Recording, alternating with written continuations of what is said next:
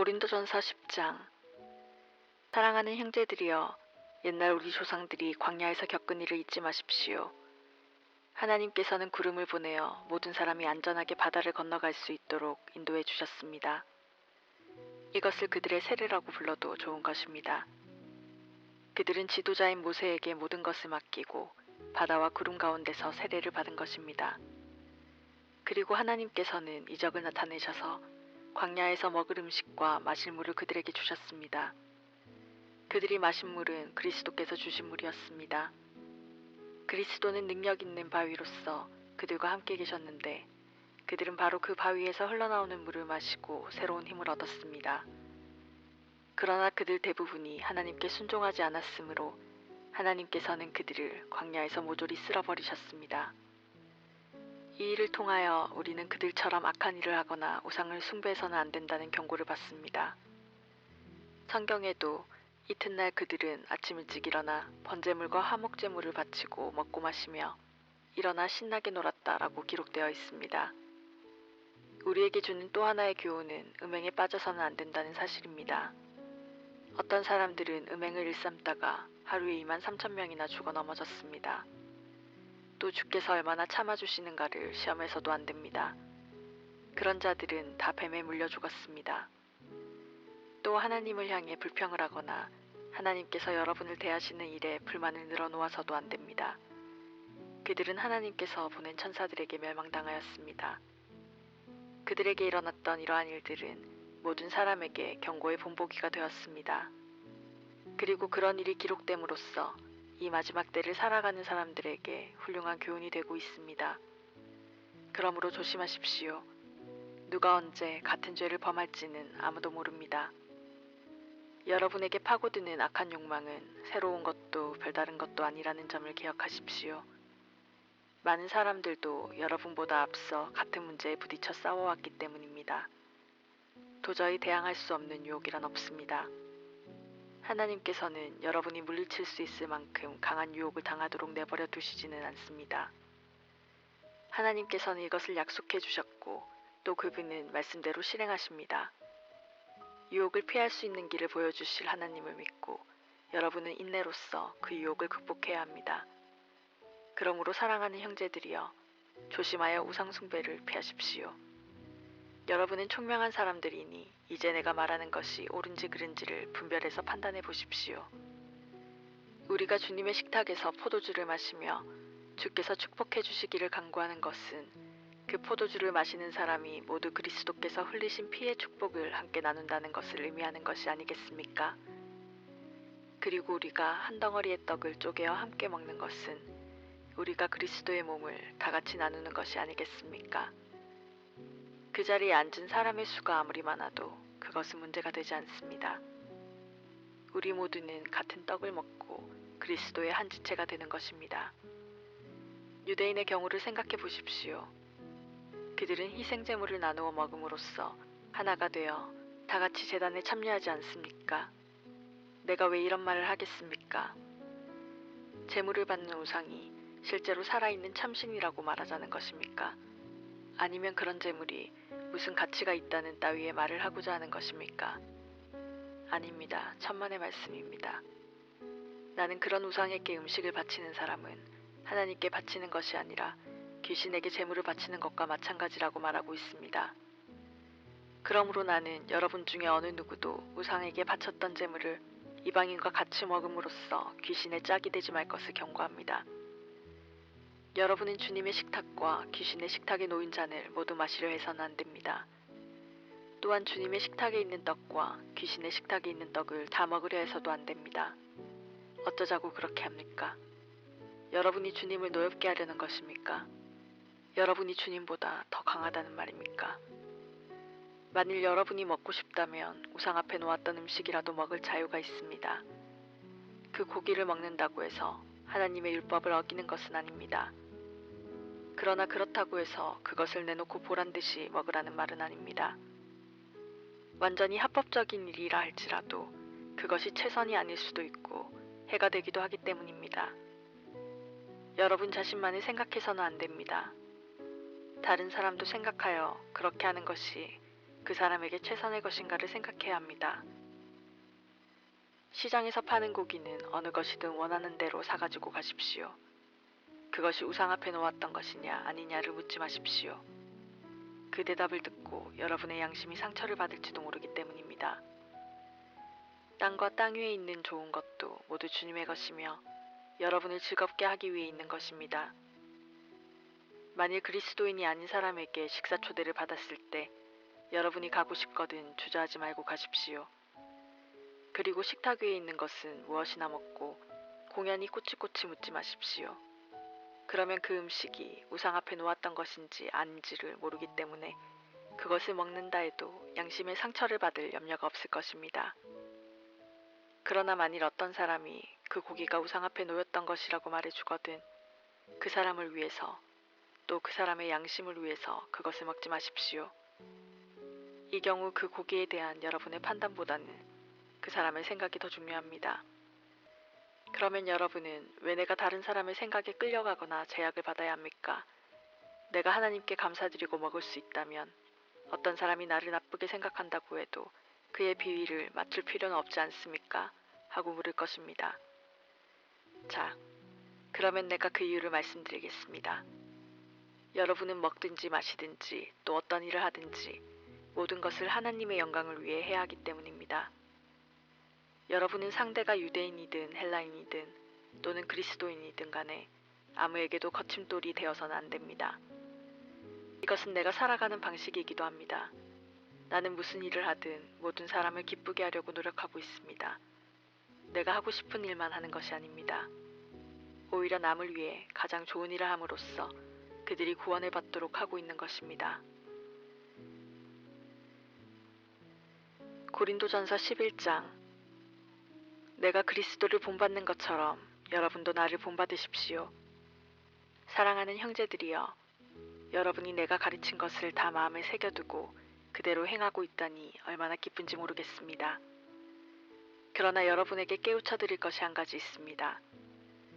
다름 아니라 아내는 남편에게 책임이 있고 남편은 그리스도에게 책임이 있고 그리스도는 하나님에게 책임이 있다는 사실입니다. 이 때문에 만일 남자가 기도할 때나 설교할 때 머리에 무엇을 쓰고 있으면 그리스도를 모욕하는 것이 됩니다. 또 여자가 머리에 아무것도 쓰지 않은 채 궁중 앞에서 기도나 예언을 하면 남편을 모욕하는 것이 됩니다. 만일 여자가 머리에 아무것도 쓰기 싫거든 머리를 다 깎아버리십시오. 그러나 머리를 깎는 것이 수치스럽거든 무엇으로든지 머리를 가리십시오. 하지만 남자는 머리에 아무것도 쓰면 안 됩니다. 남자는 하나님의 형상대로 만들어졌으며 하나님의 영광의 표현이지만 여자는 다만 남자의 영광의 표현입니다. 최초의 남자가 여자에게서 난 것이 아니라 최초의 여자가 남자에게서 났으며 또 최초의 남자인 아담이 하와를 위해서 창조된 것이 아니라 최초의 여자인 하와가 아담을 위해서 창조된 것입니다. 그러므로 여자는 남자의 권위를 인정하는 표로 머리를 가려서 모든 천사들을 기쁘게 해야 합니다. 그러나 하나님의 계획 안에서는 남자와 여자가 서로 필요로 한다는 것을 기억하십시오. 최초의 여자가 남자에게서 난 것 같이 그 후로는 모든 남자가 여자에게서 났기 때문입니다. 그러나 남자와 여자는 다 창조주 하나님에게서 왔습니다. 여러분은 여자가 머리를 가리지 않고 공중 앞에서 기도하는 것이 과연 옳은 일이라고 생각합니까? 혹시 여자는 본능적으로 머리를 가리려 한다는 생각이 들지 않습니까? 남자는 긴 머리를 수치로 여기지만 여자는 긴 머리를 자랑하기 때문입니다. 여기에 대해서 의견을 달리하는 사람이 있더라도 나는 더 이상 설명하지 않겠습니다. 여자는 교회에서 공중 앞에 예언하거나 기도할 때 반드시 머리를 가리십시오. 이것은 모든 교회의 일치된 의견입니다. 다음으로 나는 여러분에게 동의할 수 없는 일에 대해 말하겠습니다. 여러분이 성만찬을 위해서 모이는 자리가 유익하기보다는 오히려 해가 되는 것 같이 느껴진다는 것입니다. 여러분이 모임에서 논쟁과 분열을 일삼고 있을 뿐 아니라 그 정도가 점점 더 심해간다는 말이 여러 사람을 통하여 자주 내 귀에 들려옵니다. 그러니 어떻게 그 말을 믿지 않을 수 있겠습니까? 물론 누가 옳고 그르냐를 따지다 보면 어쩔 수 없이 분열도 생기겠지요. 그러나 여러분이 함께 모여서 나누는 식사는 성만찬이 아니라 그냥 먹고 마시는 자리가 아니고 무엇입니까? 여러분은 다른 사람을 기다렸다가 함께 음식을 나누지 않고 모두가 앞을 다투어 제각기 제약만 채우고 있다지요. 그래서 제대로 먹지를 못해서 배고픈 사람이 있는가 하면 너무 많이 마셔서 취한 사람도 있다니 그것이 사실입니까? 먹고 마시는 일이라면 자기 집에서도 할 수 있지 않습니까? 교회의 명예를 손상시키고 음식을 가져오지 못하는 가난한 사람들을 부끄럽게 만드는 것이 잘한 짓입니까? 이 일에 대해 내가 어떤 말을 해야 옳겠습니까? 여러분을 칭찬해야 합니까? 그렇게 할 수는 없습니다. 주님의 식탁에 대해서는 주께서 친히 말씀하셨고 또 나도 전에 여러분에게 전해준 바가 있기 때문입니다. 유다가 주님을 배반하던 그날 밤에 주 예수께서는 떡을 들어 하나님께 감사 기도를 드리신 후에 떼어 제자들에게 주며 말씀하셨습니다. 이것을 받아 먹으라. 이것은 너희를 위해 주는 내 몸이니 이렇게 행하여 나를 기념하라. 또 식사 후에 포도주 잔을 손에 들고 감사 기도를 드리신 다음 제자들에게 말씀하셨습니다. 이 잔은 하나님과 너희 사이에 세우는 새 계약이다. 이 계약은 내 피로 세우는 것이다. 이 잔을 마실 때마다 나를 기념하여 이렇게 행하라. 그러므로 여러분은 이 떡을 먹고 이 잔을 마실 때마다 주님이 우리를 위해서 죽으신 그 의미를 되풀이해서 선포해야 합니다. 주님이 다시 오실 때까지 이 예식을 계속하십시오. 만일 누구든지 합당하지 않은 태도로 떡을 먹고 주님의 잔을 마시는 사람이 있다면 그는 주님의 몸과 피를 모욕하는 죄를 범하는 것이 됩니다. 그 떡을 먹고 그 잔을 마시기 전에는 누구나 자신을 주의 깊게 돌아봐야 합니다. 만일 누가 그리스도의 몸을 생각하지 않고 또 주님의 만찬이 무엇을 뜻하는지 모르는 채 제멋대로 먹고 마신다면 그는 그리스도의 죽음을 가볍게 여긴 탓으로 하나님의 심판을 받을 것입니다. 여러분 가운데 약한 자와 병자가 많고 이미 죽은 사람까지 생긴 것은 이 때문입니다. 그러나 만일 여러분이 주님의 만찬에 참여하기 전에 먼저 자신을 돌아볼 수 있다면 심판은 받지 않을 것입니다. 그러나 주께서 우리를 심판하실지라도 그것은 다만 이 세상 사람들과 함께 정죄를 받지 않게 하시기 위한 것입니다. 그러므로 사랑하는 형제들이여, 성만찬을 하기 위해 모일 때는 서로 기다려 주십시오. 만일 매우 배가 고프거든 집에서 식사를 하고 오십시오. 그래서 심판받는 일이 없도록 하십시오. 그 밖의 다른 문제는 내가 그곳에 가서 알려드리겠습니다. 고린도전서 12장. 형제들이여, 이제 성령께서 여러분에게 주신 특별한 재능에 대해서 쓰려고 합니다. 여러분이 행여나 잘못 생각하는 일이 있을까봐 염려스럽기 때문입니다. 여러분은 그리스도인이 되기 전에 말 한마디 못하는 우상에게 끌려 여기저기 돌아다닌 것을 기억하겠지요. 그리고 지금도 여러분은 자기가 하나님의 영에게서 받은 말씀을 전하고 있다는 사람을 종종 만나게 될 것입니다. 그럴 때 여러분은 그들이 정말 하나님의 영을 받은 것인지 아니면 가짜로 그렇게 말하는 것인지를 몰라 당황할 것입니다. 그렇거든 이 점을 잘 살피십시오.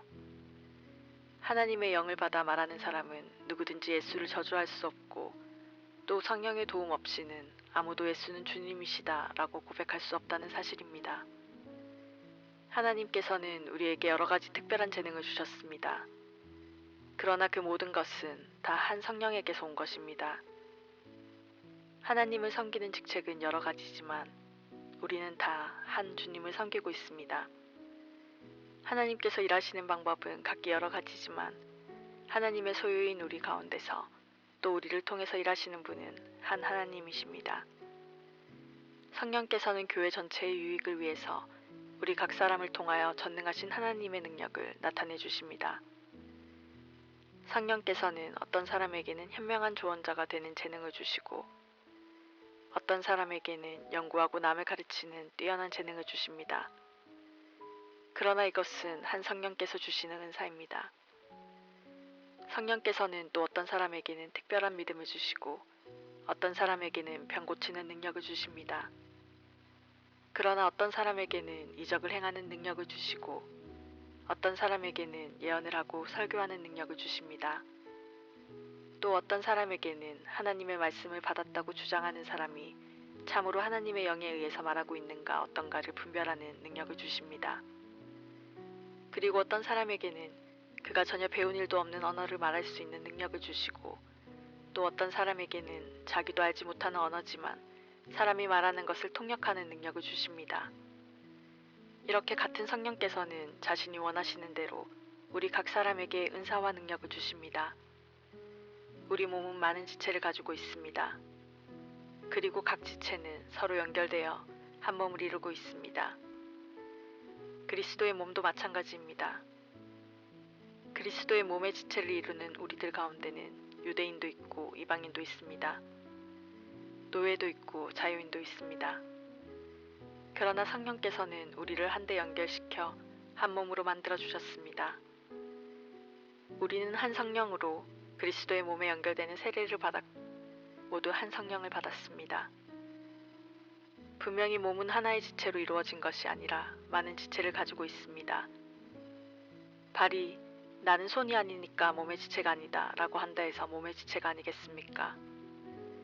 또 귀가 나는 눈이 아니기 때문에 몸의 지체가 아니다 라고 한다 해서 그 말대로 귀가 몸의 지체가 안 됩니까? 온몸이 눈이라고 생각해 보십시오. 그러면 여러분은 어떻게 들을 수 있겠습니까? 또 만일 온몸이 커다란 귀로만 되어 있다면 여러분은 어떻게 냄새를 맡을 수 있겠습니까? 그러나 하나님께서는 우리를 그렇게 만드시지 않았습니다. 하나님께서는 우리 몸을 위해서 많은 지체를 만드셨으며 각 지체를 적절하게 붙여주셨습니다. 만일 몸이 한 지체로만 되어 있다면 얼마나 이상하겠습니까? 그래서 하나님께서는 많은 지체를 만드셨습니다. 그러나 몸은 여전히 하나인 것입니다. 눈이 손더러 너는 내게 쓸모없어 라고 말할 수 없습니다. 또 머리가 발더러 너는 내게 필요 없어 라고도 말할 수 없습니다. 그리고 가장 약하고 별로 중요하지 않게 여겨지는 지체가 실제로는 가장 필요한 부분입니다. 그렇습니다. 우리는 오히려 하찮게 생각되는 지체를 특별히 소중히 여기고 남에게 보이기 흉한 지체를 더욱 조심스럽게 보호합니다. 그러나 보여도 괜찮은 지체는 특별한 주의가 필요치 않습니다. 이와 같이 하나님께서는 별로 중요하지 않게 생각되는 지체가 더 귀중하게 다루어지도록 몸을 만들어 주셨습니다. 이것은 지체들이 행복하게 되고 그 지체가 서로 돌보아 주도록 하기 위한 것입니다. 그러기에 한 지체가 고통을 당하면 모든 지체들이 함께 고통을 당하고 한 지체가 영광을 받으면 모든 지체가 즐거워하는 것입니다. 말하자면 여러분이 모두 함께 모여야 비로소 그리스도의 한 몸을 이룰 수 있다는 말입니다. 비록 여러분 하나하나는 따로 떨어져 있으나 모두가 몸에 없어서는 안 될 지체들이라는 말입니다. 그리스도께서는 또 자신의 몸인 교회를 이루는 직분을 두셨는데 그 첫째가 사도들입니다. 둘째는 하나님의 말씀을 설교하는 예언자들, 셋째는 교사들, 다음은 이적을 행하는 사람들입니다. 그리고 그 다음이 병 고치는 은사를 받은 사람들, 남을 돕는 사람들, 함께 일하는 이들을 지도하는 사람들, 방언을 말하는 사람들입니다. 모두가 다 사도가 될 수 있겠습니까? 물론 그럴 수 없습니다. 모두가 설교자이겠습니까? 그렇지 않습니다. 모두가 교사이겠습니까? 모두가 이적을 행하는 능력을 가질 수 있겠습니까? 모두가 병을 고칠 수 있겠습니까? 물론 그럴 수 없습니다. 하나님께서 우리 모두에게 방언의 능력을 주셨습니까? 또 누구나 다 그 방언을 이해하고 해석할 수 있게 하셨습니까? 그렇지 않습니다. 그러나 여러분은 이런 은사보다 더 중요한 것을 얻도록 최선을 다하십시오. 이제 나는 이러한 은사보다 더 나은 것을 여러분에게 알려드리겠습니다. 고린도전서 13장. 나 비록 지금까지 배운 일 없는 다른 나라의 언어로 말하고 또 하늘과 땅의 모든 언어를 다 말할 수 있다 하더라도 사랑이 없다면 소리나는 시끄러운 꽹과리 울리는 징일 뿐. 나 비록 예언하는 은사를 받아서 장래에 일어난 일을 모두 다 알고 모든 일에 통달하였다 하더라도 사랑이 없다면 무슨 소용이 있을까요? 나 비록 산으로 옮길 만한 믿음이 있더라도 사랑이 없다면 무슨 소용이 있을까요?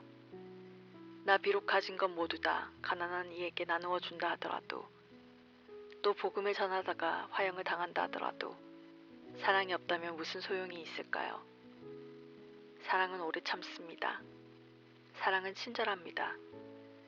사랑은 결코 시기하지 않습니다. 사랑은 자랑하지 않습니다. 사랑은 교만하지 않습니다. 사랑은 무례히 행동하지 않습니다. 사랑은 자신만 생각지 않습니다. 사랑은 성내지 않습니다. 사랑은 나쁜 마음을 먹지 않습니다. 사랑은 불의를 기뻐하지 않습니다. 사랑은 진실만을 보고 기뻐합니다. 사랑은 모든 것을 덮어줍니다. 사랑은 모든 것을 믿습니다. 사랑은 모든 것을 바랍니다. 사랑은 모든 것을 견딥니다. 사랑은 한없습니다. 그러나 예언은 그칩니다. 방언도 사라집니다. 지식도 없어집니다. 우리가 알고 있는 것도 지극히 적은 부분일 뿐, 예언도 부분적일 뿐, 모든 것이 온전해질 때 온전치 못한 이 모든 것도 없어집니다. 우리가 어렸을 적에는 말하는 것이나 생각하는 것이나 판단하는 것이나 모두 다 어렸지만, 어른이 되어서는 어렸을 적 말이나 생각이나 판단을 모두 다 내버렸습니다.